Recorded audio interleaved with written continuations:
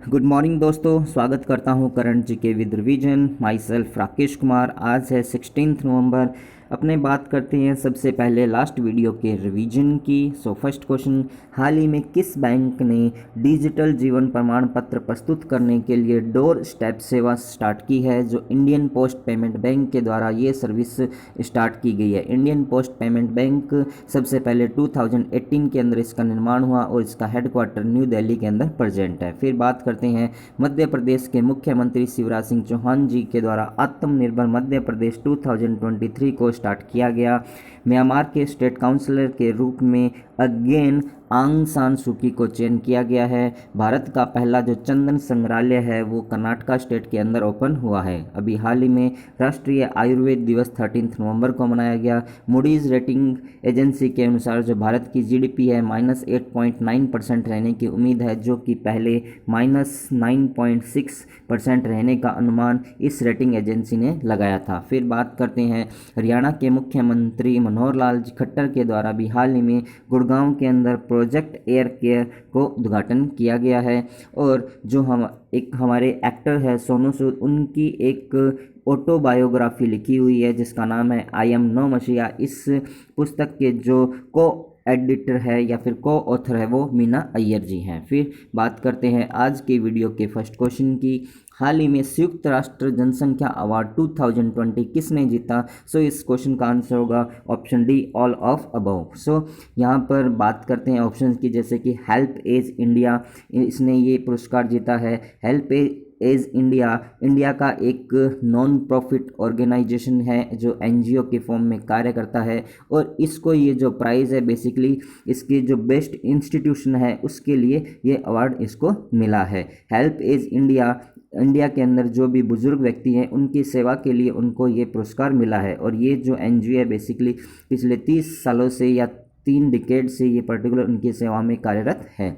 फिर बात करते हैं भूटान की जो क्वीन ऑफ मदर भूटान है उनको इंडिविजुअली, और भूटान की ही सेंगी चोइदुएन वांगचुक जो हैं उनको ये इंडिविजुअली के लिए पुरस्कार मिला है। अब बात करते हैं ये जो 2000 यूएनएफपी पॉपुलेशन अवार्ड है, ये अवार्ड बेसिकली उन लोगों को या फिर उस इंस्टीट्यूट को प्रोवाइड करवाया जाता है जो कि एक बहुत अच्छे फील्ड जनसंख्या फील्ड के अंदर बहुत ही अच्छा काम करते हैं, जैसे कि जो भी पॉपुलेशन है या फिर अपना रिप्रोडक्टिव हेल्थ है, इससे रिलेटेड जो भी क्वेश्चंस है उनके जो भी सॉल्यूशंस हैं उनके लिए कंट्रीब्यूशन के लिए जो भी अच्छी तरह से कार्य करते हैं उनको ये अवार्ड प्रोवाइड करवाए जाते हैं। अब बात करते हैं जो हेल्प एज इंडिया है वो इसका हेडक्वार्टर न्यू दिल्ली के अंदर प्रेजेंट है, और इसका जो फॉर्मेशन हुआ 1978 के अंदर हुआ, और प्रेजेंट टाइम में इसके जो सीईओ है वो रोहित प्रसाद जी हैं। फिर बात करते हैं अपने नेक्स्ट क्वेश्चन के बारे में।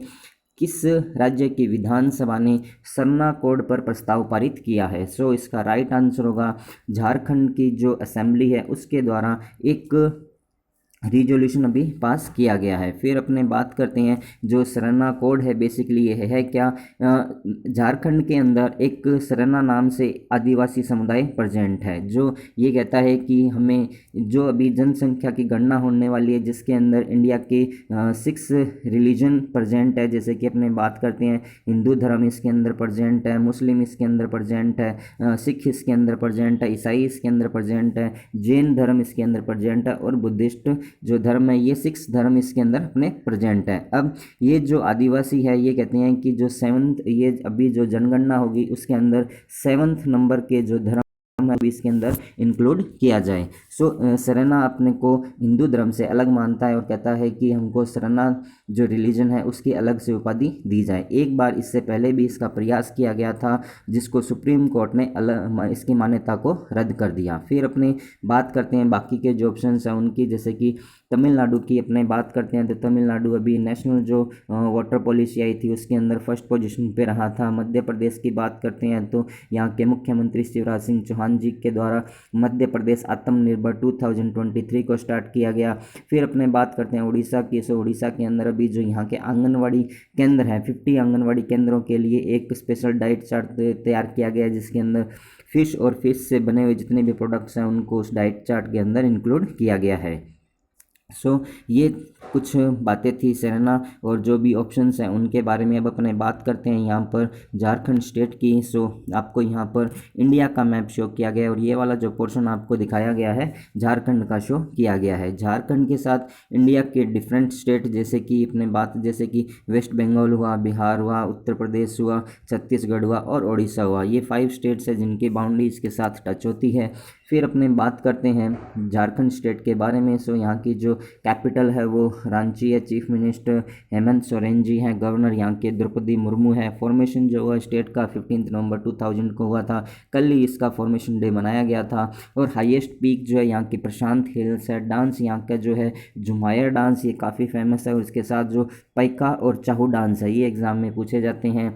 फिर नेशनल पार्क की बात करते हैं तो यहाँ पर एक नेशनल पार्क है जैसे बेतला नेशनल पार्क यहाँ पर प्रेजेंट है और वाइल्ड लाइफ सेंचुरी जो है हजारीबाग वाइल्ड लाइफ सेंचुरी भी यहाँ पर प्रेजेंट है। फिर अपने बात करते हैं विधानसभा की 81, लोकसभा की 14 एंड राज्यसभा की 6 सीट्स यहाँ पर प्रेजेंट है। फिर अपने बात करते हैं करंट न्यूज़ ऑफ झारखंड के बारे में। अभी झारखंड की एक सोहरी पेंटिंग है जिसको जीआई टैग मिला है। तत्पर नाम से एक प्रोग्राम यहाँ पर स्टार्ट किया गया था कोविड-19 के दौरान।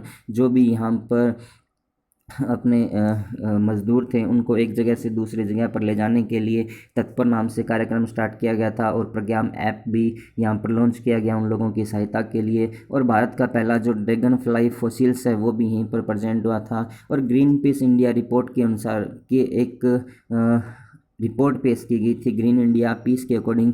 भारत का जो सबसे प्रदूषित शहर है झरिया वो भी यहीं पर प्रेजेंट है। फिर बात करते हैं कोल सिटी ऑफ इंडिया भी झारखंड को कहा जाता है। फिर यदि आप लोगों को ये वीडियो पसंद आ रहा हो तो आप इसे लाइक कीजिएगा एंड अपने दोस्तों के साथ इसको शेयर भी कीजिएगा। जो भी पर्सन इस चैनल को फर्स्ट टाइम देख रहा है करंट जीके विद रिवीजन, उसको सब्सक्राइब कीजिए और पास में जो बेल आइकन दिया उसको भी आप प्रेस कीजिए। जैसे ही आप इस बेल को प्रेस करते हैं तो मेरे द्वारा दी गई हर इन्फॉर्मेशन का नोटिफिकेशन आपको मिल जाएगा। नेक्स्ट क्वेश्चन की अपने बात करते हैं अंतर्राष्ट्रीय बाल शांति पुरस्कार किसने जीता। राइट आंसर होगा सादत रहमान, जो कि बांग्लादेश के एक बॉय हैं, उन्होंने ये पुरस्कार जीता है। अब ये जो पुरस्कार इन्होंने जीता है बेसिकली चाइल्ड्स के लिए जो साइबर बुलिंग होती है उससे रक्षा करने के लिए उनको ये पुरस्कार मिला है। फिर बात करते हैं इन्होंने इसके लिए बेसिकली एक एंटी साइबर बुलिंग ऐप बनाया जिसका नाम साइबर टीन्स रखा है। अब अपने बात करते हैं ये जो पुरस्कार है बेसिकली इटली रोम के अंदर जो नोबेल प्राइज़ है के विजेता है रोम, वहाँ पर ये दिया जाता है। और इस बार का ये जो पुरस्कार है मलाला यूसुफजई के द्वारा नीदरलैंड के अंदर इनको प्रोवाइड करवाया जाएगा। अब अपने बात करते हैं यहाँ पर मलाला यूसुफजई की। मलाला यूसुफजई ने भारत के जो कैलाश सत्यार्थी हैं उनके साथ 2014 के अंदर नोबेल पुरस्कार जीता था। और मलाला यूसुफजई जो है इनके द्वारा कुछ पुस्तकें भी लिखी हुई है जैसे कि I am Malala, we are displaced, कुछ पुस्तकें उनके द्वारा लिखी भी गई हैं। फिर बाकी के जो ऑप्शन हैं उनकी बात करते हैं जैसे कि अंजार मुस्तानी अली की बात करते हैं। ये एक बांग्लादेश के 6 ईयर ओल्ड बॉय हैं जिन्होंने अभी इंडिया के द्वारा ICCR के द्वारा एक पेंटिंग कंपटीशन किया गया था जिसको इन्होंने जीता था। इसके तहत इनको $1000 जो है वो भी प्रोवाइड करवाए गए थे। फिर बाकी के जो ऑप्शंस हैं उनकी बात करते हैं जैसे कि हरिहरन की बात करते हैं, इन्होंने अभी JC डैनियल पुरस्कार जीता है। और S हरीश की बात करते हैं तो इन्होंने अभी JCB पुरस्कार जीता है साहित्य के लिए। फिर बात करते हैं अपने नेक्स्ट क्वेश्चन के बारे में। अपने बात करते हैं बांग्लादेश के बारे में। यहाँ पर आपको मैप शो किया गया है और इस मैप के अंदर ये वाला जो पोर्शन आपको दिखाया गया है बांग्लादेश का शो किया गया है। बांग्लादेश के साथ इंडिया के डिफरेंट स्टेट की जैसे कि वेस्ट बंगाल हुआ उसकी बाउंड्री टच होती है। इसी तरह से अपने बात करते हैं असम की बाउंड्री इसके साथ टच होती है, मेघालय की और Mizoram and Tripura, in state की बाउंड्री इसके साथ टच होती है। और इसी के साथ साथ जो बांग्लादेश है उसकी म्यांमार के साथ भी बाउंड्री टच होती है। फिर अपने बात करते हैं बांग्लादेश के बारे में। सो इसकी जो कैपिटल है वो ढाका है, यहाँ की जो करेंसी है वो बांग्लादेशी टका है। प्राइम मिनिस्टर यहाँ की शेख हसीना, प्रेसिडेंट जो अब्दुल हमीद है। अंडर-19 क्रिकेट जो वर्ल्ड कप हुआ था वो बांग्लादेश ने इंडिया को हराकर जीता था। बिम्स्टेक का जो हेडक्वार्टर है वो ढाका के अंदर प्रेजेंट है। और इंडिया के द्वारा अभी बांग्लादेश को 10 ब्रॉडगेज डीजल लोकोमोटिव भी प्रोवाइड करवाए गए थे। और अभी यहाँ पर एक no mask no service scheme भी स्टार्ट की गई है। इसी के साथ साथ स्वाधीनता पुरस्कार भी यहाँ पर बांग्लादेश के द्वारा प्रोवाइड करवाए गए हैं। सो ये कुछ फैक्ट्स और करंट न्यूज़ थी बांग्लादेश के बारे में। नेक्स्ट क्वेश्चन की अपने बात करते हैं। भारत की ओर से 17वें या 17वें आसियान भारत शिखर सम्मेलन में किसने पार्टिसिपेट किया? सो इंडिया की तरफ से जो हमारे देश के प्रधानमंत्री नरेंद्र मोदी जी हैं, इन्होंने अभी इसमें पार्टिसिपेट किया है। फिर बाकी के जो ऑप्शन हैं उनकी बात करते हैं। जैसे किरण रिजिजू जी की बात करते हैं तो किरण रिजिजू और मोहम्मद अफदाज जी हैं, उनके द्वारा दिल्ली के अंदर अभी जो हाट है उसका उद्घाटन किया गया, हुनर हाट है उसका उद्घाटन किया गया। जयशंकर प्रसाद जी की बात करते हैं तो अभी इन्होंने 15th ईस्ट एशियन समिट के अंदर इंडिया की तरफ से पार्टिसिपेट किया है। और निर्मला सीतारमण जिन्होंने अभी हाल ही में जो ब्रिक्स के द्वारा पहले बैंकिंग गवर्नर और जो विदेश मंत्री है उनकी मीटिंग हुई थी उसको में उन्होंने पार्टिसिपेट किया था। फिर अपने बात करते हैं यहाँ पर एशियन की बात करते हैं। सो जो एशियन है इसका फुल फॉर्म है association of south east Asian Nations, और इसका हेडक्वार्टर जो है जकार्ता इंडोनेशिया के अंदर प्रेजेंट है। इसका जो फाउंडेशन हुआ 8 अगस्त 1967 को थाईलैंड के अंदर इसका फाउंडेशन हुआ था। इस एशियन के साथ में पर्टिकुलर जो ग्रुप है इसके अंदर 10 कंट्रीज इसके मेंबर हैं, जैसे कि इंडोनेशिया हुआ, थाईलैंड हुआ, Singapore, Malaysia, Philippines, Vietnam, Brunei, Cambodia, Myanmar and Laos. ये 10 कंट्रीज जो है इसके मेंबर हैं और इंडिया इसके अंदर ऑब्जर्वर के रूप में रहता है। ये था इस क्वेश्चन के बारे में कुछ फैक्ट्स। फिर बात करते हैं नेक्स्ट क्वेश्चन के बारे में। राष्ट्रीय बाल दिवस कब मनाया गया? सो इसका राइट आंसर होगा 14 नवंबर है, इस दिन ये डे मनाया गया था। ये दिवस जो है बेसिकली भारत के पहले प्रधानमंत्री पंडित जवाहरलाल नेहरू जी की बर्थ एनिवर्सरी के रूप में मनाया जाता है। प्रधानमंत्री जो ये रहे थे 15 अगस्त 1947 से 27 मई 1964 तक ये भारत के प्रधानमंत्री रहे थे और फर्स्ट प्रधानमंत्री थे। और अभी तक सबसे ज़्यादा टाइम तक का जो कार्यकाल है वो इन्हीं के नाम पे रहा हुआ है। लगभग ये 17 ईयर से अबोव प्रधानमंत्री रहे थे। इनको चाचा नेहरू के नाम से भी जाना जाता है। फिर ये जो डे है राष्ट्रीय बाल दिवस बेसिकली अपने 1956 है, यहाँ से मनाया जाता है। और इसी तरह से अपने यदि बात करते हैं इंटरनेशनल चिल्ड्रंस डे है जो है वो 20 नवंबर को मनाया जाएगा। फिर बाकी के जो ऑप्शंस हैं उनकी बात करते हैं। जैसे कि 11 नवंबर की बात करते हैं तो नेशनल एजुकेशन डे मनाया गया। हमारे देश के पहले जो शिक्षा मंत्री थे और मौलाना अब्दुल कलाम आज़ाद, उनकी बर्थ एनिवर्सरी के रूप में 12 नवंबर की बात करते हैं तो वर्ल्ड निमोनिया डे मनाया गया या फिर पब्लिक सर्विस ब्रॉडकास्टिंग डे मनाया गया था। 13 नवंबर की बात करते हैं तो नेशनल आयुर्वेदिक डे या फिर वर्ल्ड काइंडनेस डे इस दिन मनाया गया था। फिर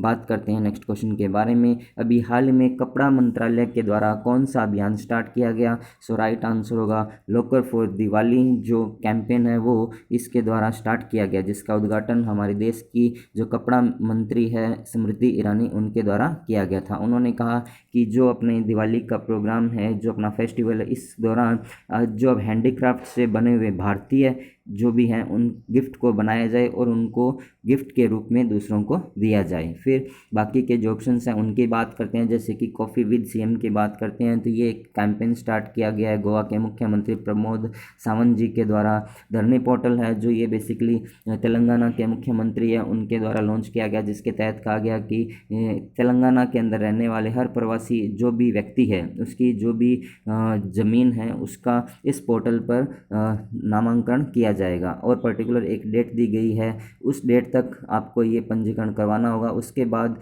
यदि आपने पंजीकरण नहीं करवाया तो आपकी जो भी जगह है उसको आपको नहीं दिया जाएगा। फिर बात करते हैं आत्मनिर्भर भारत रोजगार योजना के तहत जो भारत की वित्त मंत्री है उनके द्वारा 2,65,080 करोड़ रुपीज़ का भी पैकेज की घोषणा की गई है। सो ये वाली जो अमाउंट है इसको ध्यान रखिएगा, ये स्टैटिक क्वेश्चन के रूप में एग्जाम में पूछा जा सकता है। इस आत्मनिर्भर भारत रोजगार योजना है और ये जो आत्मनिर्भर पैकेज अभी घोषणा की गई इसके तहत अभी 12 योजनाओं का भी उद्घाटन किया गया है। फिर बात करते हैं नेक्स्ट क्वेश्चन के बारे में। हाल ही में कोविड-19 मरीजों के लिए जीवन सेवा ऐप को किसने लॉन्च किया? ये जो ऐप है वो सत्येंद्र जैन जी के द्वारा लॉन्च किया गया, जो कि दिल्ली के हेल्थ मिनिस्टर हैं। फिर बाकी के जो ऑप्शन हैं उनकी बात करते हैं, जैसे कि हर्षवर्धन सिंह जी हैं, इन्होंने अभी जो अपने देश के हेल्थ मिनिस्टर हैं। ये राजनाथ सिंह की बात करते हैं तो ये डिफेंस मिनिस्टर है, और अरविंद केजरीवाल जी की बात करते हैं तो ये दिल्ली के मुख्यमंत्री है। अब अपने इस ऐप के बारे में बात करते हैं। ये जो जीवन सेवा ऐप है बेसिकली कोलैबोरेशन किया गया है एवरा के साथ, और ये एवरा जो है बेसिकली एक इलेक्ट्रिक व्हीकल कंपनी है जो कि कोविड-19 के जो पेशेंट हैं उनको एक जगह से दूसरी जगह पर ले जाने का काम करेगी, और ये जो सर्विस दी जाएगी फ्री ऑफ कॉस्ट होगी। जो भी कोविड-19 पेशेंट हैं जो कि नॉन क्रिटिकल कंडीशन में, उनके लिए सुविधाएं स्टार्ट की गई है। फिर बात करते हैं नेक्स्ट क्वेश्चन के बारे में। इंसोमानिया आर्मी स्टोरी शीर्षक पुस्तक के लेखिका कौन है? सो इसका राइट आंसर होगा रचना बिस्त रावत जी के द्वारा ये बेसिकली बुक लिखी गई है। इनकी अनदर बुक्स भी कुछ समय पहले आई थी, जैसे कि गन गट्स एंड ग्लोरी नाम से एक पुस्तक आई हुई है। इसी तरह से Kargil the untold story from the war नाम से इनकी भी एक पुस्तक आई हुई है। फिर बाकी के जो ऑप्शन हैं उनकी बात करते हैं, जैसे कि मीना अय्यर की बात करते हैं तो ये को ऑथर है, और जो आई एम नॉट मसीहा नाम की पुस्तक है उसकी, जो कि सोनू सूद के ऊपर लिखी गई है। फिर राजेंद्र दर्दा की बात करते हैं तो इस पुस्तक का जो विमोचन किया महाराष्ट्र के जो गवर्नर हैं भगत सिंह कोश्यारी, उनके द्वारा किया गया था। और फिर अपने बात करते हैं अनुपम खेर की। सो अनुपम खेर के द्वारा your best day is today इस नाम से एक पुस्तक अभी लिखी गई थी। फिर बात करते हैं लास्ट वीडियोज़ के रिविज़न की। हाल ही में आत्मनिर्भर भारत रोजगार योजना निर्मला सीतारमन जी के द्वारा स्टार्ट की गई। राष्ट्रीय जल पुरस्कार 2019 में तमिलनाडु जो स्टेट है वो फर्स्ट पोजीशन पे रहा था। एम सिरस इनोवेशन प्रोग्राम 3.0 में भारत के साथ रशिया के जो स्टूडेंट्स हैं वो पार्टिसिपेट करेंगे। इंटरनेशनल टेबल टेनिस फेडरेशन में महिलाओं का वर्ल्ड कप चेन मैंग ने जीता था। सार्वजनिक सेवा प्रसारण दिवस 12 नवंबर को मनाया गया था। आरबीआई की रिपोर्ट के अनुसार एमएसएमई के तहत महाराष्ट्र सरकार सबसे ज़्यादा रोजगार प्रोवाइड करवाए गए हैं, और गुजरात जो है राज्य विश्व का सबसे बड़ा जो खिलौना संग्रहालय है वो यहीं पर बनाया जाएगा। मांझी भींत नाम की जो पुस्तक है वो राजेंद्र दर्दा के द्वारा लिखी गई है। फिर बात करते हैं हाल ही में आयोजित एलेक्स वैलेंटाइन अंतर्राष्ट्रीय बॉक्सिंग टूर्नामेंट में गोल्ड मेडल अमित पांघाल, आशीष कुमार और संजीत कुमार जी के द्वारा जीता गया। अभी पन्ना टाइगर रिजर्व जो है उसको यूनेस्को बायोस्फीयर रिजर्व का दर्जा मिला, जो कि महाराष्ट्र के अंदर प्रेजेंट है। भारतीय मूल का पहली बार न्यूजीलैंड के अंदर कोई मंत्री बना है, उनका नाम मिस प्रियंका राधाकृष्णा जी है। भारत का पहला ई रिसोर्स सेंटर और वर्चुअल ट्रैफिक का उद्घाटन शरद अरविंद बोबडे जी के द्वारा किया गया, जो कि हमारे देश के सुप्रीम कोर्ट के मुख्य न्यायाधीश है। एजुथेंचनम पुरस्कारम 2020 के लिए पॉल जैकचेरिया के द्वारा चुना गया है। जम्मू कश्मीर के मुख्य चुनाव आयुक्त के रूप में के शर्मा जी को चुना गया। Pandemonium the great Indian banking tragedy पुस्तक के लेखक तमल बंदोपाध्याय है, और Emilia Romagna grand prix F1 race Lewis Hamilton के द्वारा जीती गई। फिर बात करते हैं, ये था आज का वीडियो। यदि आप लोगों को वीडियो पसंद आया तो आप इसे लाइक कीजिएगा एंड शेयर कीजिएगा।